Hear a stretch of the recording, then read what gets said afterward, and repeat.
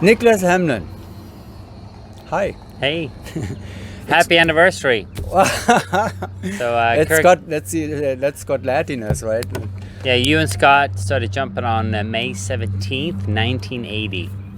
And that's Yeah. today. No, I mean 42 years Yeah, back it was today, but May 18 is today. yeah. It's amazing, huh? Time flies by, man. Yeah, Yeah, it's what a coincidence. yeah. Scotty, he's in the air. We just waved him goodbye. So he's training with Prison 9. What are you doing here? I am coaching XPG4 and just hanging out with John, Kirk, BK, and the old 8-way team, and hanging out with you. Yeah, I was so surprised to see you here this morning. Yeah, I almost hopped in my car and left. No, just kidding. It's plotted. Yeah, there are a lot of good reasons to be here this weekend. Yeah. I mean, this whole week. So, the weather here is fantastic. Like blue sky yesterday, today, and all week. Yeah, almost like Arizona skies. yeah. How's Airspeed doing? Great. We just wrapped up a 2-week camp, a little bit over 90 jumps. Had Joey Jones coach us the first week. I was captain the second week. Very productive week. And analyzed Belgium and analyzed everything for the first half of the year to this point. We started training in December. And we're looking at, we have about 250 training jumps this year thus far. And they've had June, July, August, September. So we're in a very good spot. Yeah, for sure. Well, we also have great news for the skydiving world, right? I mean, for the four-way formation skydiving competition world.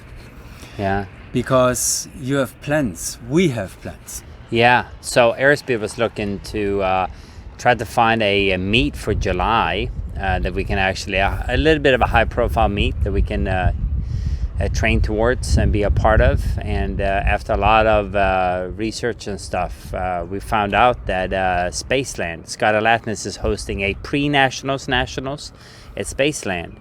So I guess we tried to expand that meet as much as we could, and we have some sort of agreement on that. And that is the last weekend of July, I believe, or the second last weekend? Second. It's second last weekend. 23, 24 24 of July. Texas Skydiving League, Scott Latton is running a meet, the pre-nationals. Yeah.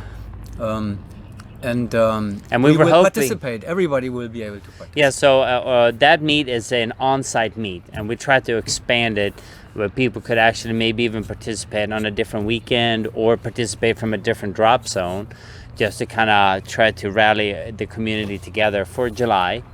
And I think we succeeded in that. So yeah, and it's like a good old traditional NSL meet weekend, basically, where different meets are taking place on the same day. Mm-hmm. And then we bring them together on the same leaderboard. Yeah. Right? That's the idea of the whole thing. And Arizona Airspeed will, of course, attract the best teams in the world to hopefully be a part of that. Hopefully, we'll encourage. But the other thing too that's different is that the judging will hopefully be done by USPA-rated national judges. Plus, the in-time system will be used. Yes. So it will be the best judging system that we can get, plus the best judges, USPA, FAI judges, will be on site. Jim Reese, Randy Connell, And on top of that, in scaling back a little bit this whole online thing, but for one more time, teams will be able to participate also not only in Texas and not only on this weekend. Everybody who is not able to do it on that specific weekend, July 23, 24, has the opportunity to do it the following weekend. Yeah, we know that July is a busy month all over Europe, all over the US. And sometimes, I think every team in the industry is going to train at some point in July. And we are more likely to include more people if we can split up 2 weekends. So hopefully we'll catch as many teams as we can over the last 2 weekends of July. Yeah, but the actual meet is on the 23rd, 24th. And then if you are not doing anything, you could participate on the next weekend. And hopefully we'll drum up as much support as we can to get people involved. And the actual live event at Spaceland Of course, everybody who wants to do it right there, is welcome to travel to Texas. The weather will be perfect, and it's a live event. Yeah. And the online option will possibly, hopefully, be the last time this will be used, because the pandemic is kind of fading out, and all the online things, the cloud events and so forth, were emergency measures. Yeah. Sorry for the background noise. We have a caravan landing. We'll wait for a second, and until I think we should probably wait. You can cut it for a moment. Oh yeah, I can cut it. You will probably shut. No, they are. No, there's a whole bunch of people over there. He's fueling. Oh, he's fueling. Yeah. So we can continue. Yeah. Anyway, some people are landing here too. So we are at Paraclete XP, Skydive Paraclete. But ultimately, getting people involved in the meet is more important than being at the meet for right now. And we're trying to get the community an option to participate, period. Even if you're anywhere in the country, anywhere in Europe, anywhere in the world. And we're trying to expand it to 2 weekends and offer the high quality product of in-time scoring and nationally rated judges. And then we'll see if how many teams will participate. But also trying to get Airspeed involved is good for us, but also good for the sport, because hopefully that's going to give other people the incentive to participate.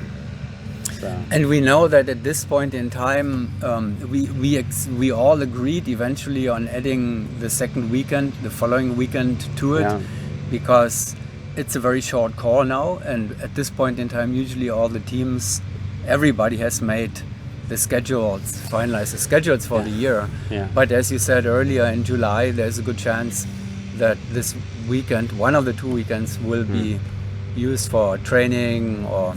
You'll find information about the event on Sky League, and I'm sure both Airspeed and Sky League and other people are going to share it. And if you have any questions, of course, I'm sure you can post it on the comments, or you can reach out to someone on Facebook. Or there will be the Sky League email addresses out there, and the Facebook. Yeah, we have communicating the details of it should not be a problem at all. Yeah, great. It will all be out there. So hopefully we'll see you then in July, and let's try to have a pre-nationals, nationals, and let's try to warm up and kick butt. Good morning. How are y'all doing? Great. How are you? Good. Have you guys been doing a left-hand pool to school pattern? Yes. And we've been getting our teams that are 10-5. We've been getting out of 8-5. The last Hop and Pops chose to go with us, so I don't know if there's Hop and Pops, but I don't know.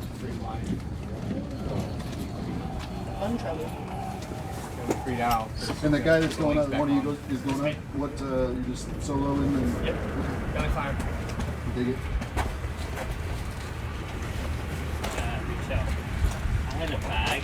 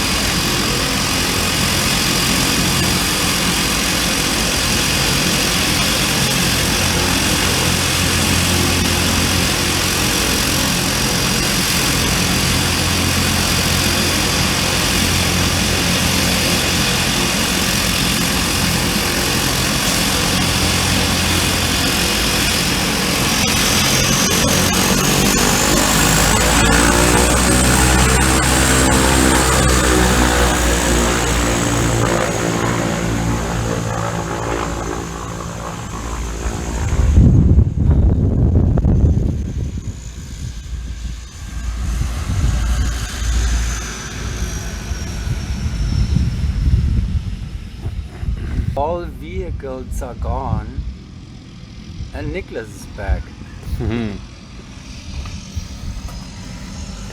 Yeah, you have another job here too, Nick, that you have had for a little while with XPG4. Yeah. In training. Yeah. In training with their new member. In outdoor training with their new member. Anna Brunner. XPG4, the last puzzle in this year's US formation skydiving competition. Potential formation skydiving competition sweep. Yeah. No, but XPG4, I think they have like 60 jumps this year. So this week with this weather here, they're hoping to double their skydives. And they're looking good. We've been flying in the tunnel a couple of days with jumping, putting the rigs on, kind of sorting out weight and balance, timing with the rigs and so on. It's going really well. Exits are coming along. So let's see. I mean, they look very good. And like with R2G, I just have a small role to play. I'm not a full-time coach. I come in for a week in May, a week in July to kind of just check up on them. But that's it. Everything else is on them. And I mean, you know, there's a lot of people that want to support them and help them. So they got plenty of resources when it comes to tunnel skydives and knowledge from Kirk Werner and many other folks. So, yeah. But very impressed with their tunnel performance. I was hoping they were going to go to Belgium. They couldn't go to Belgium. And now here we are getting ready for US Nationals and then the World Meet. They may need some, they may be looking for some competition practice, I guess. I hope so, yeah. I mean, either way, they're going to get competition practice at Nationals right before the World Meet.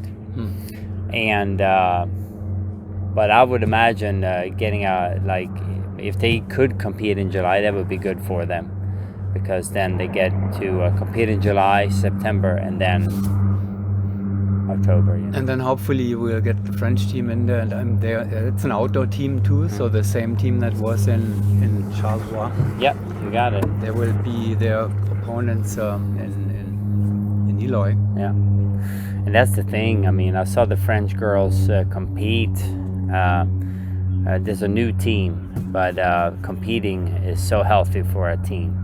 Even if you don't have all your ducks in a row and you feel unprepared, that pressure is something. And sometimes just being in the environment with all these other competitors and so on, well, it's fun too. It's not only that it's very beneficial for a competitor to practice competition, but it's fun, right? That's why we're doing all this. Yeah. I mean, that's to me the main reason why I'm doing it. Some people don't like, wouldn't call it fun when they are as nervous as they are. Well, but you can practice not to be nervous. That's my point.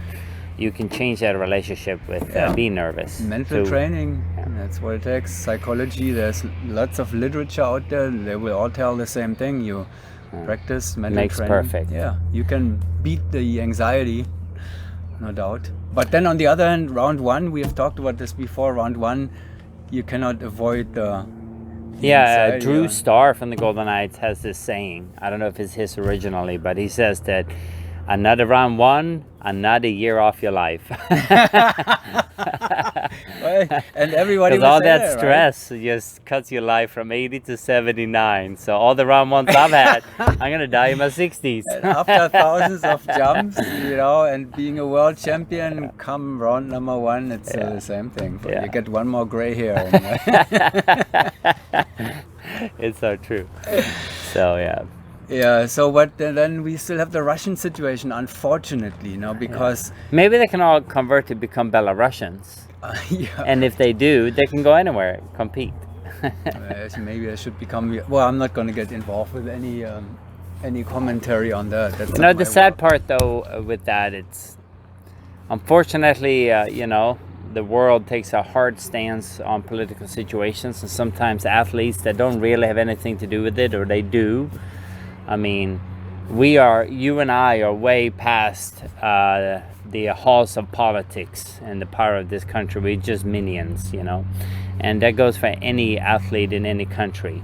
Absolutely. You know, so we are the victims of the it is what it politics. is, and it's sad to see for the sport, but also geopolitics is way past my pay grade, and I do what I can to allow Airspeed to show up as ready as they can be. That's all I can do.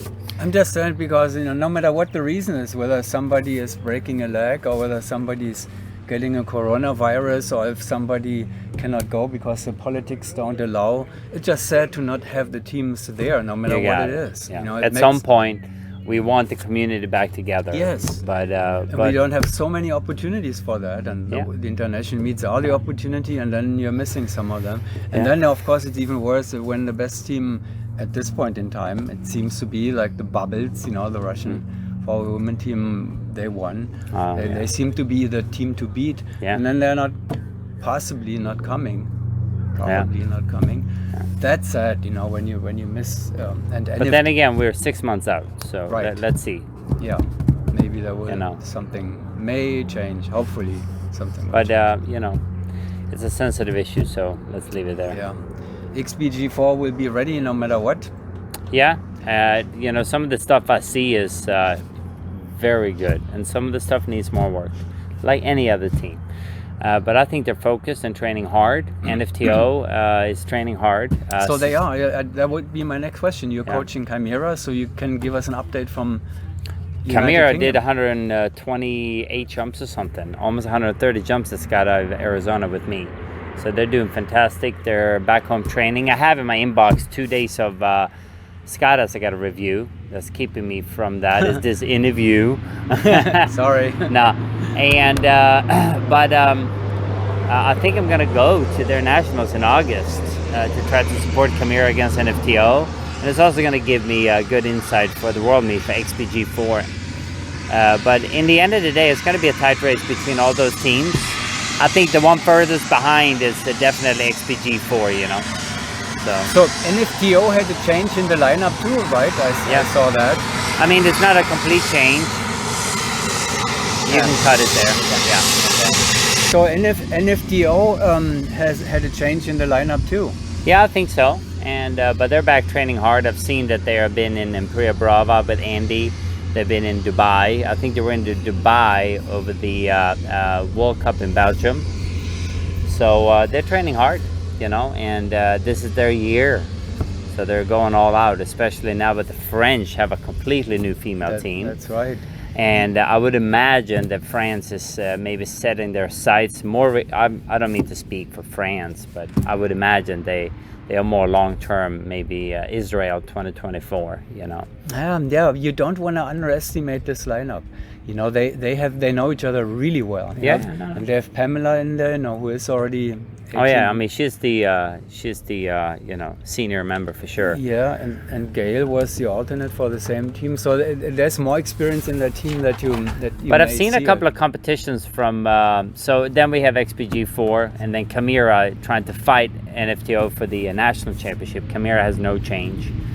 Chimera did win the tunnel meet, the British indoor tunnel nationals. So Chimera won that. Yeah. But NFTO was like, I think they were there, but they were like brand new, so I that didn't doesn't really see them count. even. I have to look at this again. But anyways, it's going to be an interesting year in that part of it, you know.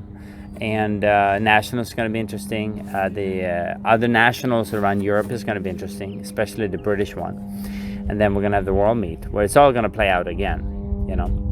And USBN nationals will be interesting too, I tell you in all honesty. You know, I'm impressed with Next. Yes, very. Belgium, man, they started. They worked with Stolif a little bit in Deland, which I love, because you know, they kind of been under the wings of Rhythm a little bit, and now they're competing against Rhythm, and they're finding their own way and their own ground to stand on, and that's part of growing, becoming your own, and that's what it was meant to be for many years, and I'm so happy to see that.